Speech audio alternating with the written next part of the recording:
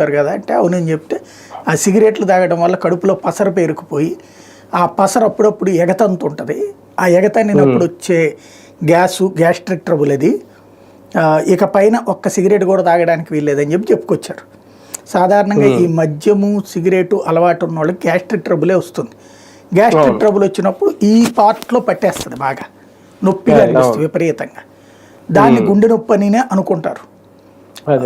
ఒక్కోసారి అది డాక్టర్లు కూడా ఏం చెప్తారంటే ఫస్ట్ గుండె నొప్పి అని కానీ వెళ్ళినప్పుడు ఈసీజీ అవి తీస్తారు, అవి కనబడలేదు అంటారు. లేకపోతే తర్వాత వేరే టెస్ట్లు అవి చేస్తారు. ఆ సిమ్టమ్స్ కనబడలేదు అని చెప్పేదాకా ఓ భయం ఉంటుంది.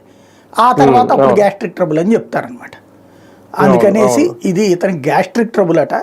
ఆ గ్యాస్ట్రిక్ ట్రబుల్ వల్ల వాస్తవంగా అయితే కొడాలి నాని ఆరోగ్యం నాకు తెలిసి ఈ ఎలక్షన్స్ కాదు, ఎలక్షన్స్కి ఒక ఏడాది ముందు నుంచినే ట్రబుల్గా ఉంది అతనికి. చాలా ఇబ్బంది పడుతున్నాడు అన్నటువంటిది ఆయన దగ్గర ఉండేవాళ్ళు చెప్పేటటువంటి మాట. మనిషి బయటికి గంభీరంగా ఉంటున్నాడు కానీ ఆరోగ్యపరంగా అందుకనే ఎక్కువగా హైదరాబాద్లోనే కాన్సన్ట్రేట్ చేసి కూర్చుంటున్నాడు. మామూలుగా అయితే కనుక అసలు తిరిగే కాళ్ళు తిట్టే ఊరుకోదని ఆగే రకం కాదు కదా అతను. అందులో భయపడి ఏదో చేస్తాడని కూడా నేను అనుకోను. భయపడే రకం కూడా కాదు అతను.